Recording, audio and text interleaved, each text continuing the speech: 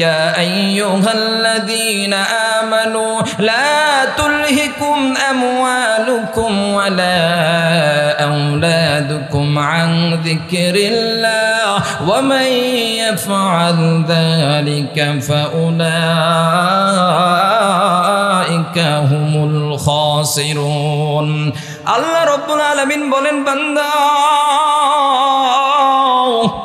তোমাদের সম্পদ তোমাদের সন্তান যদি আমি আল্লাহ তাআলার জিকির থেকে আমি আল্লাহ তাআলার জিকির থেকে স্মরণ থেকে তোমাদেরকে যদি ফারেক রাখে তাহলে তুমি সবচাইতে ক্ষতিগ্রস্তের ভিতরে থাকবা। আমার আল্লাহ তাআলা দেখেন জিকিরের কেমন গুরুত্ব দিয়েছেন। নবীকে ডাক দিয়ে বলেন, নবী গো ওয়ালা তুতি' মান আগফালনা কলবাহু আন যিকরিনা ওয়াত্তাবা হাওয়াহু ওয়া কানা ফুরুতা। নবী আপনি তাদেরকে অনুসরণ করবেন না গো নবী, যাদের দিনের ভিতরে আমি আল্লাহ তাআলার জিকির আমি আল্লাহ তাআলার স্মরণ নাই, এবং তাদের কাছ থেকে দূরে থাকবেন যাদের কাছে গেলে আমি আল্লাহ রব্বুল আলামিনের স্মরণ আমি আল্লাহ তাআলার জিকির মনে ভুলে থাকা যায়, তাদের কাছ থেকে আপনি দূরে থাকবেন। আমার বাজান রে, আমি আর আপনি বাবাকে কতবার ডাকি, 10 বার ডাকলে বাবা নারাজ হয়ে যায়, মাকে 10 বার ডাকলে মা বিরক্ত হয়ে যায়। আল্লাহ তাআলা বলেন, ফাযকুরুনি আযকুরুকুম ওয়াশকুরুলি ওয়ালা তাকফুরুন। ও বান্দা তোমরা বেশি বেশি করে আমি আল্লাহ তাআলার কথা স্মরণ করো, আমি আল্লাহ তাআলাকে তোমরা শুকরিয়া আদায় করো। বাজান রে, বুখারী ও মুসলিম শরীফের রওয়ায়াতে হযরতে আবু হুরায়রা রাদিয়াল্লাহু তাআলা আনহু থেকে হাদিসটি বর্ণিত পাওয়া যায়। রে বন্ধু, আমি আর আপনি যদি আমার আপনার আল্লাহ তাআলাকে আমি আর আপনি যদি অন্তর দিয়ে বাজান মনে মনে যদি আমি আর আপনি আল্লাহ তাআলাকে স্মরণ করি একলা হয়ে, আমার আপনার আল্লাহ রব্বুল আলামিন একলা হয়ে স্মরণ করে রে বন্ধু। ও বাজান, আমি আর আপনি যদি একত্রিত হয়ে পারিবারিক সামাজিক হিসাবে মানুষ জড়ো হয়ে আমি আর আপনি যদি দলভাবে যদি আমি আর আপনি যদি আল্লাহ তাআলার কথা স্মরণ রাখি, আল্লাহ তাআলার নবী বলে দিয়েছেন, উম্মত আমার আল্লাহ রব্বুল আলামিন ওই সমস্ত মানুষদের থেকে উত্তম ফেরেশতাদেরকে নিয়ে তোমাদের কথা স্মরণ করে। সুবহানাল্লাহ।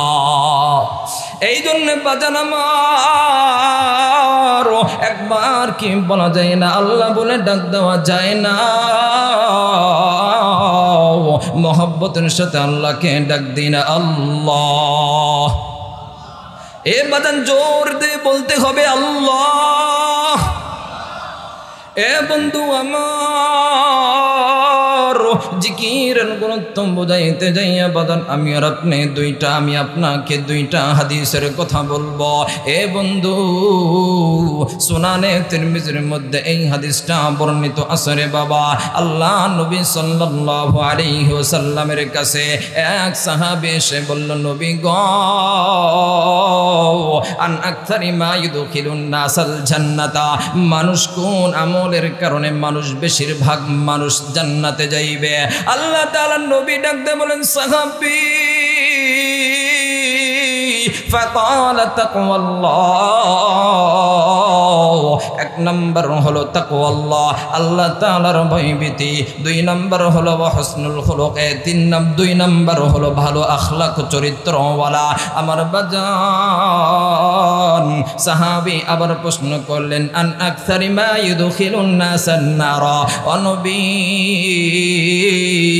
মানুষ কোন আমলের কারণে বেশিরভাগ মানুষ জাহান্নামে যাইবে? আল্লাহর নবী সাল্লাল্লাহু আলাইহি ওয়াসাল্লাম বলেন, আল ফামু ওয়াল ফরজ। মানুষ দুইটা কারণে বেশিরভাগ মানুষ জাহান্নামে যাইবে। এক নম্বর হলো লজ্জা স্থান, দুই নম্বর হলো জিহ্বা। এ বন্ধু আমার, আমি আর আপনি যদি আপনার জিহ্বাটাকে আমি আর আপনি যদি পবিত্র করে রাখতে চাই, বাজান রাস্তা একটা জিকির করতে হবে। আমার আপনার যত বেশি জবানে জিকির করব, আমার আপনার জিহ্বা ততটা পবিত্রতা থাকবে। এ মুসলমানি বন্ধুগণ আমার, কেউ কোনো দিকে নজর দিবেন না রে বন্ধু। মুআজ ইবনে জাবাল রাদিয়াল্লাহু তাআলা আনহু, এই হাদিসটাও বাদান মুসলিম শরীফের হাদিস। মুআজ ইবনে জাবাল রাদিয়াল্লাহু তাআলা আনহু, তিনার জীবনে তিনি কিন্তু আল্লাহ তাআলার নবীর কাছে বেশিক্ষণ থাকতে পারে নাই, কারণ তিনাকে গভর্নর হিসাবে তাই দায়িত্ব দিয়ে দিয়েছিলেন। তিনি বলেন, আল্লাহ নবী সাল্লাল্লাহু আলাইহি ওয়াসাল্লামের কাছ থেকে আমি সর্বশেষ উপদেশ নিয়েছিলাম। আমি ডাক দেয়া বলি, নবী গো, নবী, মা অনেক আমল তো আছে, কোন আমল আল্লাহ তাআলার কাছে পছন্দ? আল্লাহ তাআলার নবী বলেছিলেন, আনতা মুতাওয়ালিসানিকা রাতবুন মিন যিকরিল্লাহ। ও সাহাবী, মৃত্যু পর্যন্ত তোমার জবান যেন আল্লাহ তাআলার জিকিরে স্মরণ থাকে। সুবহানাল্লাহ। মৃত্যু পর্যন্ত তোমার জবান যেন, তোমার জিহ্বা যেন জারি থাকে আল্লাহ আল্লাহ জিকিরে। তো লুকমান আলাইহিস সালাতু ওয়াস সালাম বলেন চারটা, তার ভিতর একটা গেল কি বাপ? জিকরুল্লাহ। এক নম্বর গেল জিকরুল্লাহ, দুই নম্বর জিকরুল মাউত। দুইটা জিনিস স্মরণ রাখতে হবে, আর দুইটা জীবন থেকে একেবারে মুছে যাইতে হবে। কোন দুইটা জিনিস স্মরণ রাখতে হবে? একটা নম্বর হলো জিকরুল্লাহ, আর একটা হলো জিকরুল মাউত। এই দুইটা জিনিস আমার আপনার স্মরণ রাখতেই হবে।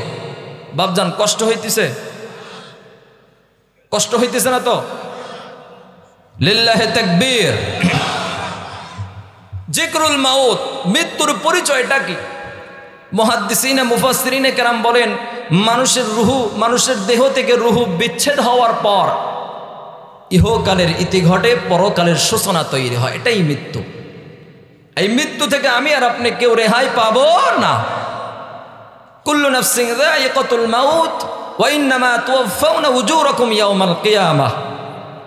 আল্লাহ তাআলা তো মৃত্যু থেকে আমাকে আপনাকে রেহাই দিবেনই না, এবং আমি আর আপনি দুনিয়াতে যেই কাজটাই করব না কেন, মন্দ কাজ করলে যথাযথভাবে আমাকে আপনাকে আল্লাহ তাআলা তার ফয়সালা, তার উপহার আমাকে আপনাকে দিবেন।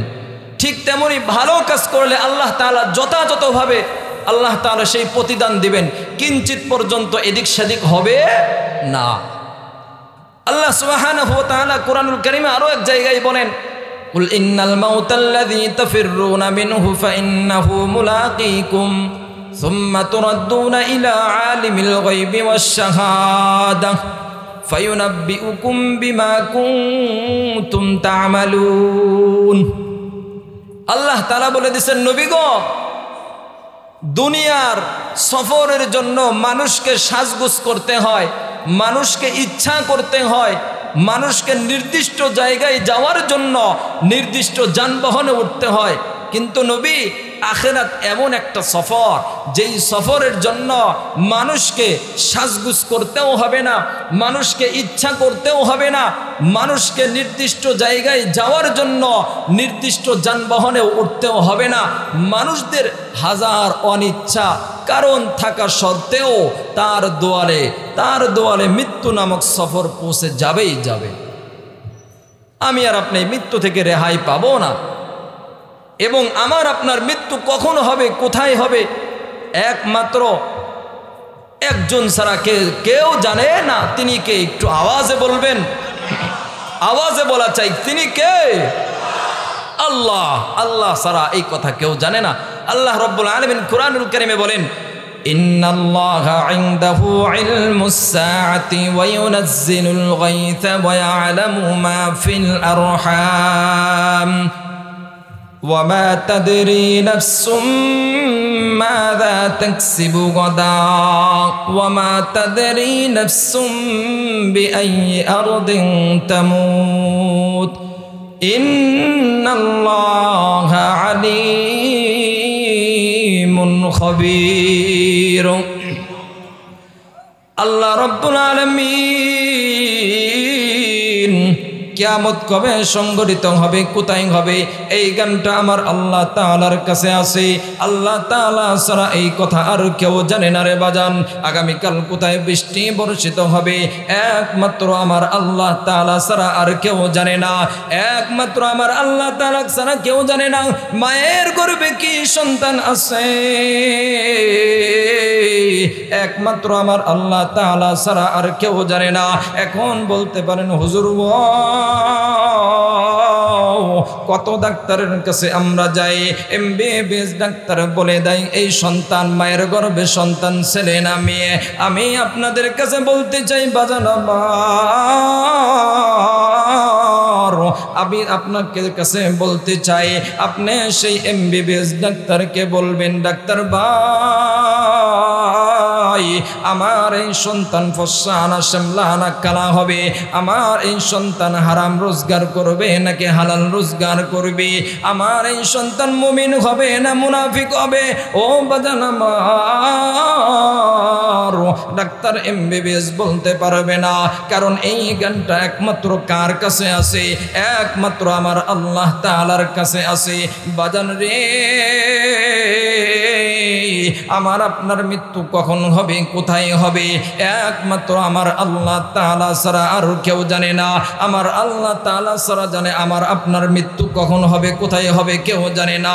জীবনের শেষ বয়ান এইটা হতে পারে রে বাবা, আপনাদেরও জীবনের শেষ বয়ান এইটা হইতে পারে রে বাবা। আগামীতে মাহফিল করতে পারবো কিনা এর কোনো গ্যারান্টি নাই বাজান রে।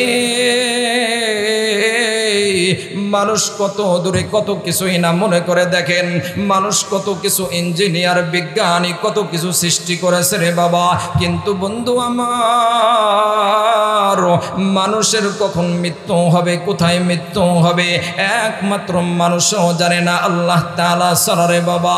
সোনার গায়ে একটা কথা বলি রে বন্ধু আমার, সোনার গায়ের নিবাসী একজন মানুষের অন্তরে খুব ভালোবাসা জাগলো নবীর প্রেমে। নবীকে তো দেখতে পারলাম না, নবীকে তো মহব্বত করতে পারলাম না, নবীকে তো ভালোবাসতে পারলাম না। কম পক্ষে যেন আমার আপনার, কম পক্ষে যেন আমার মওতটা যেন মসজিদে নববীতে হয় বাজান রে। এই ব্যক্তি মসজিদে নববীতে চলে গেল, একটা বছর নয়, দুইটা বছর নয় বন্ধু আমার, টানা 40টা বছর এই ব্যক্তি মদিনায় মুনাওয়ারাতে ছিলেন। এর ভিতর থেকে দুঃখের সংবাদ, সুখের সংবাদ সমস্ত কিছুই গিয়েছেন, কিন্তু এই মানুষটা খুব ধৈর্য ধারণ করে 40টা বছর মদিনাতে ছিলেন। একটা আশাই যেন আমার মওতটা যেন মদিনায় মুনাওয়ারাতে হয়। 40টা বছর পর এই ব্যক্তি চিন্তা করলো, হায় হায় 40টা বছর হয়ে গেল, কতদিন হয়ে গেল আমার পরিবারের সাথে আমার দেখা সাক্ষাৎ হইল না। যাই যাই 2টা দিনের জন্য আমি বাংলাদেশে যাই। আমার বন্ধুগণ 2টা দিনের জন্য বাংলাদেশে আসলো। বাংলাদেশে সুস্থ মানুষ 2টা দিন সফর করলো। সফর করার পর কি যেন কি খাইলো আর অসুস্থ হয়ে পড়লো। এক পর্যায়ে এই মানুষটা সোনার গায়ে ইন্তেকাল ফরমাইল। আচ্ছা বলেন, যদি এই মানুষটা যদি জানতো যে আমার হায়াতের বাতি আর মাত্র 2টা দিন সময় আছে, ওই মদিনা মুনাওয়ারা থেকে কি আসতেন বলেন? আসতেন? কোনোদিনও আসতেন না। আমার আপনার মৃত্যুর সময়টা কতটুকু আছে আমি আর আপনি ছাড়া, আল্লাহ তাআলা ছাড়া আমি আর আপনিও জানি না। কিছু সময় মহব্বতের সাথে জিকির করি, লা ইলাহা লা ইলাহা ইল্লাল্লাহু মুহাম্মাদুর মুহাম্মাদুর রাসূলুল্লাহ সাল্লাল্লাহু আলাইহি ওয়াসাল্লাম। মৃত্যুর যন্ত্রণা থেকে আমি আর আপনি কেউ রেহাই পাবো না বাজান। মৃত্যুর যন্ত্রণা, ওয়াজাআত সাকরাতুল মাউতি বিল হক যালিকা মা কুনতা মিনহু তাহিদ। মৃত্যুর পূর্ববর্তী যে যন্ত্রণা, এই যন্ত্রণা থেকে আমি আর আপনি কেউ রেহাই পাবো না। মৃত্যুর যন্ত্রণার কারণ, মৃত্যুর যন্ত্রণার পরিমাণটা কতটুকু হবে, এটা দুনিয়াতে কেউ যদি উপভোগ করতে না পারে তাহলে বোঝার ক্ষমতা নাই। হযরতে জাবের রাদিয়াল্লাহু তাআলা আনহু থেকে হাদিসটি বর্ণিত পাওয়া যায়। বাজান আমার, মৃত্যুর যন্ত্রণার পরিমাণটা কতটুকু হবে, আল্লাহর নবী মুহাম্মদুর রাসূলুল্লাহ সাল্লাল্লাহু আলাইহি ওয়াসাল্লাম সাহাবায়ে কেরামদের দিকে লক্ষ্য করে বলেন, সাহাবী তোমরা বেশি বেশি করে তোমরা বনি ইসরাইলের ঘটনা তোমরা আলোচনা করো। কারণ কি, বনি ইসরাইলের ঘটনার ভিতরে অনেক আশ্চর্যজনক ঘটনা রয়েছে, অনেক শিক্ষণীয় বিষয় রয়েছে। তোমরা এই কথা তোমরা বেশি বেশি করে স্মরণ করো। আল্লাহ তাআলার নবী মুহাম্মদুর রাসূলুল্লাহ হযরতে জাবের রাদিয়াল্লাহু তাআলা আনহু বলেন, আল্লাহ নবী ওই সময়ে ঘটনা শুরু করে দিলেন বনে ইসরাইলের একটি ঘটনা। আল্লাহ তাআলার নবী মুহাম্মদুর রাসূলুল্লাহ তিনি বলেন, বনে ইসরাইলের একটি দল ছিল, তাদের চিন্তা চেতনা হয়ে গেল যে আমি কি করে, আমি কেমনে করে এই কবরের প্রশ্নের উত্তর অর্থাৎ মৃত্যু পূর্ববর্তী যন্ত্রণা কতটুকু আমি উপলব্ধি করতে চাই। বাজান আমার, আল্লাহ নবী ডাক দিয়ে বলেন, এই দলটা চিন্তায় পড়ে গেলেন। বললেন, কবরের পাশে যে আমরা 2 রাকাত নামাজ আদায় করব, 2 রাকাত নামাজ আদায় করিয়া আমরা আল্লাহ তাআলার কাছে দোয়া করব, মালিক আল্লাহ গো, আমি আপনার কাছে জানতে চাই মালিক, এমন একজনকে আমাদের সামনে নিয়ে আসবেন যে মৃত্যুর পূর্ববর্তী যন্ত্রণা উপলব্ধি করতে পারেছে, এমন একজনকে নিয়ে আসবেন। আল্লাহ নবী মুহাম্মদুর রাসূলুল্লাহ হাদিস শরীফের উল্লেখ বাজান আমার, নবী মুহাম্মদুর রাসূলুল্লাহ বলেন, তারা ঘটনা সত্যি করিয়া তারা 2 রাকাত নামাজ আদায় করিয়া আল্লাহ তাআলার কাছে দোয়া করলেন। আল্লাহ রব্বুল আলামিন তাদের সামনের কবর থেকে একজন উঠে দাঁড়াইল। এই কবরের লাশটার দিকে নবী মুহাম্মদুর রাসূলুল্লাহ বলেন, তার সামনে কোনো চুল নাই, চুলটা যা আছে সব সাদা চুল। বাজান আমার, আল্লাহ নবী মুহাম্মদুর রাসূলুল্লাহ বলেন, এই দলটা লক্ষ্য করে দেখে যে তাদের কপালে, ওই লাশটার কপালে সিজদার কালো চিহ্ন হয়ে আছে। তার মানে বোঝা যায় এই মানুষটা নামাজি ব্যক্তি, এই মানুষটা ইমানদার। তিনি তিনার কবর থেকে দাঁড়ানোর পর ওই কবরের ব্যক্তি ডাক দিয়ে বলে, ভাই গো, তোমরা আমাকে কেন দাঁড় করাইছো, আমারে কি জন্য ডাকছো, আমারে বলো। বনি ইসরাইলের এই দলটা বলে, ও ভাই আমার, আমি জানতে চাই বাজান, আমি জানতে চাই তোমার কাছ থেকে মৃত্যু পূর্ববর্তী যন্ত্রণাটা কেমন কেমন, কি কেমন, কতটা কষ্টদায়ক তুমি আমাকে বলবা। মৃত্যু ব্যক্তি ডাক দেয় বলে, ভাই গো, আল্লাহি তাল্লাহি আমার মৃত্যু হয়েছে 1 বছর নয়, 2 বছর নয়, টানা 100 বছর হয়ে গেছে। ও ভাই আমার, 100 বছর আগে আমার মৃত্যুর যন্ত্রণা কেমন, কতটা ভয়ঙ্কর আমি এখনো ভুলতে পারি নাই। ভাই গো, আমার খুব ভয় হইতেছে, না জানি আল্লাহ তাআলা আমাকে আবার জানি মৃত্যু দেয় কিনা। তোমরা একটু দোয়া করবা মালিকের কাছে, আমি যেমন কবরে ছিলাম আমাকে তেমনটাই যেন কবরে রাখে। আমার মৃত্যু আমি আর দ্বিতীয়বার চাই না। ও বন্ধু আমার, আপনার সামনে মানুষ অনেক আত্মীয় স্বজন অনেকের আমরা মরা দেখি, আমরা দেখি সহজতা বা কঠোরতা দেখে আমরা তারে জান্নাত জাহান্নাম বলে ফেলি কি বলি না বলেন? কেউ যদি আরামে মরে, কেউ যদি খুব শান্তি সহকারে মরে, তাহলে আমরা মনে করি সে ব্যক্তি মনে হয় জান্নাতি। আর কেউ যদি 5 বছর 10 বছর বিছানায় পড়ে থেকে কষ্ট পেয়ে কেউ যদি মারা যায়, আমরা মনে করি সে হলো জাহান্নামী। কিন্তু শরীয়ত তো আমাকে আপনাকে এই ঘটনা দেয় নাই। শরীয়ত তো আমাকে আপনাকে এই মূল্যায়ন করার আমাকে আপনাকে ক্ষমতা দেয় নাই। তামাম দুনিয়ার নবী রাসূলদের পরে মানুষদের ভিতরে সবচাইতে দামি মানুষ হলো হযরতে আবু বকর সিদ্দিক রাদিয়াল্লাহু তাআলা আনহু। হযরতে আবু বকর সিদ্দিক রাদিয়াল্লাহু তাআলা আনহু, হাদিসে আসছে হযরত আবু বকর বিন হাফস বিন উমর রাদিয়াল্লাহু তাআলা আনহু বলেন যে মৃত্যু পূর্ববর্তী যন্ত্রণা যেমন মানুষের হয়, ঠিক যন্ত্রণা আবু বকরও হইতেছিল। যন্ত্রণাটা আবু বকরও হইতেছিল, মৃত্যু পূর্ববর্তী যন্ত্রণা থেকে আবু বকরও রেহাই পায় নাই। তিনি বলেন যে তার নিকটবর্তী আবু বকর রাদিয়াল্লাহু তাআলা আনহুর নিকটবর্তী হযরতে আম্মা জান আয়েশা সিদ্দিকা রাদিয়াল্লাহু তাআলা আনহু তার মাথার নিকটে বসেছিলেন। বাবার এরকম কষ্ট থেকে, মৃত্যু পূর্ববর্তী যন্ত্রণার কষ্ট থেকে আম্মা জান আয়েশা রাদিয়াল্লাহু তাআলা আনহা তিনি তাই গোত্রের হাতেম তাইয়ের কবিতা আবৃত্তি করতেছিলেন, বলতেছিলেন, কবিতা দিয়ে সান্ত্বনা দিতেছিলেন যে বাবা, কবিতার ভাষা এমন ছিল যে বাবা, এই মৃত্যু পূর্ববর্তী যন্ত্রণা সবাইকেই পাইতে হবে। এই মৃত্যু পূর্ববর্তী যন্ত্রণা থেকে কেউ রেহাই পাবে না, কেউ রেহাই পাবে না। হযরতে আবু বকরকে যেই সময় তার মেয়ে আম্মা জান আয়েশা এই কথা বলতেছিলেন, আবু বকর ডাক দিয়ে বলে, ও মা,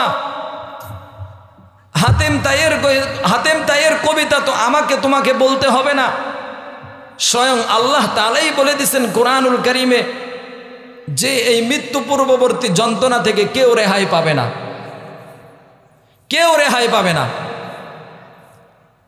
এটা তো সাধারণ মানুষের ভিতরে একজন মানুষ গেল আবু বকর। তামাম সৃষ্টির ভিতরে সর্বশ্রেষ্ঠ মানুষ হলো হযরতে মুহাম্মদুর রাসূলুল্লাহ সাল্লাল্লাহু আলাইহি ওয়াসাল্লাম।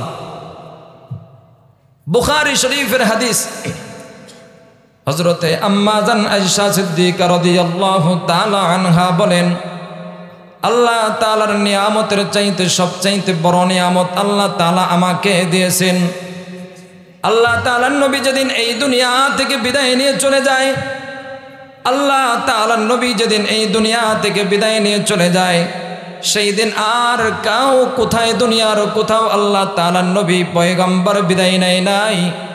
আল্লাহ তাআলার নবী পয়গম্বর আমি আয়েশার ঘরে বিদায় নিয়েছেন। সুবহানাল্লাহ। শুধু তাই নয়, আল্লাহ তাআলার নবী যেদিন বিদায় নিয়েছেন সেদিন আর কারো কোনো স্ত্রীর ভাগের দিন ছিল না। সেদিন আমি আম্মা জান আয়েশারই ভাগের দিন ছিল। যেদিন আম্মা জান আয়েশা রাদিয়াল্লাহু তাআলা আনহা বলেন, যেদিন আল্লাহ নবী এই দুনিয়া থেকে বিদায় নিয়ে চলে যায়, আমি আয়েশার বুকের উপরে ঘুমিয়েছিলেন, বুকের উপর থেকে বিদায় নিয়ে গেছেন। আমি আয়েশা দেখছি নবী মুহাম্মদুর রাসূলুল্লাহর মৃত্যুর কতটা কষ্ট হয়েছে, মৃত্যু পূর্ববর্তী কতটা কষ্ট হয়েছে। আল্লাহ তাআলা নবীর সামনে একটি ঠান্ডা পানির গাবলা ছিল। আল্লাহ নবী সাল্লাল্লাহু আলাইহি ওয়াসাল্লাম তার মৃত্যু পূর্ববর্তী যন্ত্রণায় এতটা কষ্ট হইতেছিলেন যে তিনি ওই ঠান্ডা পানি দিয়ে মুখ মুছতেছিলেন, আবার কষ্টতে শুকিয়ে যাইতেছিলেন। আল্লাহ নবী মুহাম্মদুর রাসূলুল্লাহ বারবার এরকম কষ্ট করতেছিলেন আর ঠান্ডা পানি দিয়ে মুখটা মুছতেছিলেন। তবে ওই কথার ভিতরে দুইটি লফজ ছিল। আম্মা জান আয়েশা রাদিয়াল্লাহু তাআলা আনহা বলেন, আল্লাহ নবী সাল্লাল্লাহু আলাইহি ওয়াসাল্লাম কতটা কষ্টের ভিতরেও দুইটা শব্দ উচ্চারণ করেছেন। এক নম্বর হলো লা ইলাহা ইল্লাল্লাহ, আর দ্বিতীয় নম্বর হলো এই মৃত্যুর কষ্ট থেকে আর কেউ রেহাই পাবে না। এই মৃত্যু পূর্ব যন্ত্রণা সবাইকে কিছু না কিছু পাইতে হবে।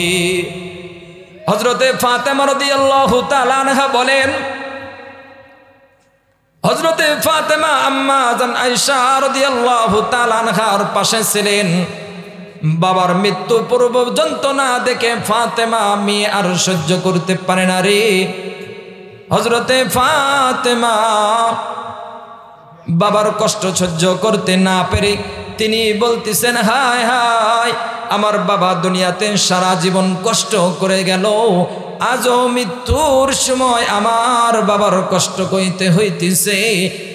নবী মুহাম্মদুর রাসূলুল্লাহ এই কথা শোনার পর নবী মুহাম্মদুর রাসূলুল্লাহ ফাতেমাকে ডাক দিয়ে বলে, ও মা ফাতেমা, তোমার বাবার আজকেই তোমার বাবার কষ্টের শেষ দিন, তোমার বাবার আর কোনো দিন কষ্ট হবে না। তোমার বাবার জন্য আল্লাহ তাআলার পক্ষ থেকে অসীম শান্তির অসীম দয়া তোমার বাবার জন্য অপেক্ষা করতেছে। সুবহানাল্লাহ। আমার আপনার মৃত্যু পূর্ববর্তী যন্ত্রণা থেকে আমি আর আপনি কেউ রেহাই পাবো না।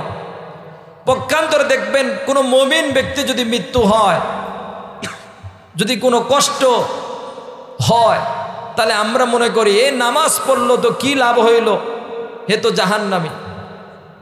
কিন্তু আল্লাহ নবী সাল্লাল্লাহু আলাইহি ওয়াসাল্লাম হাদিসে বুখারী ও মুসলিম শরীফের হাদিসের রওয়ায়াত তিনি বলেন যে আমার কোনো উম্মত মুমিন ব্যক্তি যদি কষ্ট হয়, মৃত্যুর পূর্ববর্তী যন্ত্রণা হয়, কোনো কিছু অসুস্থতার কারণেও যদি কোনো কষ্ট হয়, কোনো আঘাত পেয়েও যদি তার কষ্ট যায়, তাহলে আমার ওই উম্মতকে আল্লাহ তাআলা ওই কষ্টের মাধ্যমে তার জিন্দেগির সমস্ত গুনাহ মাফ করে দিতেছেন।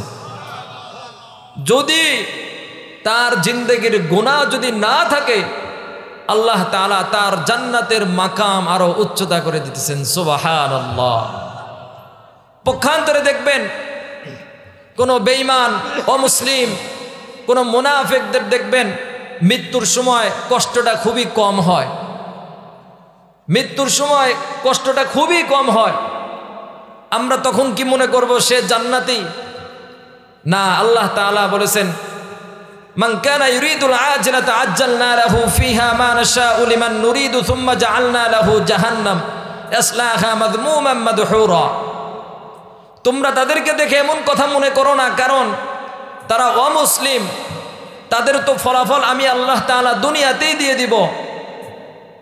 তারা যদি দুনিয়াতে অবশ্যই তারা কিছু না কিছু ভালো কাজ করেছে, ভালো কাজের প্রতিদান তো আমি আল্লাহ তাআলা ওই কাল কিয়ামতের ময়দানে দিব না।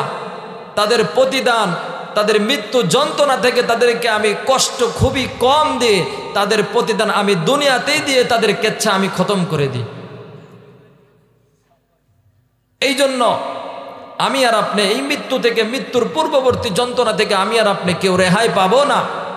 মৃত্যু সফর থেকে আমি আর আপনি কেউ রেহাই পাবো না। এই জন্য আল্লাহ তাআলা কাছে এমনভাবে আমার আপনার জীবনযাপন করা লাগবে যেন মুমিন হিসাবে আমার আপনার মৃত্যু হয়, মুমিন হিসাবে যেন আমার আপনার মৃত্যু হয়। মুমিনের রুহু কবজ করবে কেমনে? আমি আর আপনি যদি মুমিন হিসাবে যদি মৃত্যুবরণ করি, আমার আপনার যদি মৃত্যু হয় মুমিন হিসাবে, তাহলে আমাকে আপনাকে আল্লাহ তাআলা কতটা শান্তি দিয়ে আমার আপনার রুহুটা কবজ করবেন। মুসনাদ আহমদের হাদিসের কিতাবে আসছে, হযরতে বারা বিন আযিব রাদিয়াল্লাহু তাআলা আনহু থেকে হাদিসটি বর্ণিত পাওয়া যায়। হযরতে বারা বিন আযিব রাদিয়াল্লাহু তাআলা আনহু বলেন, কোন মুমিন ব্যক্তির রূহটা যেই সময় কবজ করতে আসবে, আজরাইল মালাকুল মউত আসার পূর্বে আল্লাহ তাআলা একদল ফেরেশতার প্রতিনিধি দল দিয়ে পাঠাইবেন, যাদের চেহারাটা সূর্যের মতন উজ্জ্বল হবে। এই মুমিন ব্যক্তির দৃষ্টি সীমা যত দূরে যাবে, এই ফেরেশতার দলটা তত দূরে বসে থাকবে। এরপর মালাকুল মউত আসবেন। মালাকুল মউত আসার পর তারে জান্নাতের নাজ নিয়ামত শোনাইতে থাকবেন। শোনাইতে শোনাইতে এই মুমিন ব্যক্তির মৃত্যু পূর্ববর্তী যন্ত্রণা আস্তে আস্তে কমে যাবে। আর ওই সময় মালাকুল মউত তার জানটা কবজ করবেন। সুবহানাল্লাহ। আল্লাহ নবী সাল্লাল্লাহু আলাইহি ওয়াসাল্লাম বলেন, এই মুমিন ব্যক্তির রূহটা বেঈমানের রূহ থেকে আলাদা কতটা আরামে কষ্ট, কতটা আরামে কবজ করবে জানুনি উম্মত আমার। যেমন ভাবে ভরা কলসি থেকে যেমন ভাবে হালকা কাজ করলে পানি পড়ে যায়, ঠিক তেমনি মুমিন ব্যক্তির রূহটা বেঈমান থেকে এত আরামসে এত সহজে কবজ করবেন আজরাইল। সুবহানাল্লাহ। যেই সময় কবজ করা হবে এই মুমিন ব্যক্তির রূহ থেকে এত ঘেরান সুঘেরান বের হবে। নবী মুহাম্মদুর রাসূলুল্লাহ বলেন, দুনিয়াতে যত সামগ্রী, যত সুঘেরান আছে, যত সেন আছে, সমস্ত সেন থেকে মিশকে আম্বরের ঘেরানটা অনেক দামি একটা ঘেরান মিশকে আম্বর। এই মিশকে আম্বরের চাইতে হাজার হাজার গুণ বেশি এই মুমিন ব্যক্তির রূহ থেকে সেন বের হবে। সুবহানাল্লাহ। আল্লাহ তাআলার ফেরেশতা আজরাইল আলাইহিস সালাতু ওয়াস সালাম এই মুমিন ব্যক্তির রূহটা কবজ করতে দেরি হবে। ওই যে প্রতিনিধি দল ফেরেশতার দলটা তার কাছে আসতে দেরি হবে না। মুমিন ব্যক্তির এই রূহটা আত্মাটা ওই প্রতিনিধি দল ফেরেশতারা নিয়ে দেখবেন, একে অপরের কাছ থেকে নিয়ে দেখবেন। যেমন ভাবে বিদেশ থেকে কেউ যদি আমাকে আপনাকে কোনো কিছু যদি নিয়ে আসে, তাহলে আমি আর আপনি দেখি জিনিসটা কেমন, যদিও আমার আপনার না হয়, ঠিক একজন ফেরেশতা আর একজন ফেরেশতার কাছ থেকে নিয়ে দেখবেন। তাদের ভিতর থেকে দুইজন ফেরেশতা আসমানে নিয়ে যাবেন। আসমানে প্রথম আসমানে নিয়ে যাওয়ার পর প্রথম আসমানে নক দিবেন, প্রথম আসমান খুলে দেওয়া হবে। প্রথম আসমানের ফেরেশতারা সুঘেরান পাবে। হায়রে, এরকম সুঘেরান আমাদের কোথায় থেকে আসতেছে? মনে হয় আজকে আসমানে ভালো কোনো আত্মার আগমন ঘটতেছেন। এই কথা ভাবিয়া যেই সময় তার পরিচয়টা জানা হবে। তার পরিচয়টা কি? দুইজন ফেরেশতা তাদের পরিচয়টা দিবেন।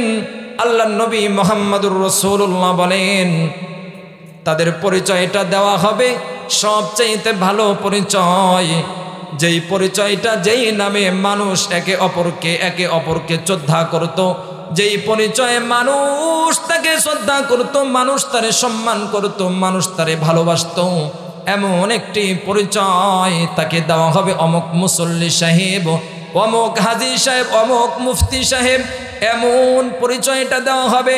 আল্লাহ তাআলার ফেরেশতারাও প্রথম আসমান থেকে তারে সুসংবাদ শোনায় দিবেন, মারহাবান মারহাবান বলিয়া, ও ভালো আত্মা, ও নেককার ইমানদার আত্মা, তোমার সুসংবাদ জানাই। আল্লাহ তাআলা তোমাকে আল্লাহ তাআলা যেই স্থান দান করবেন, এটা সুখময় শান্তির জায়গা। দ্বিতীয় নম্বর হলো তোমাকে এইখানে কেউ গালমন্দ করবে না। তৃতীয় নম্বর সুসংবাদ হলো, ও বান্দার আত্মা, ও রুহু, আল্লাহ তাআলা ওই সত্তা তোমার প্রতি আর কোনো সময় অসন্তুষ্ট হবেন না। সুবহানাল্লাহ।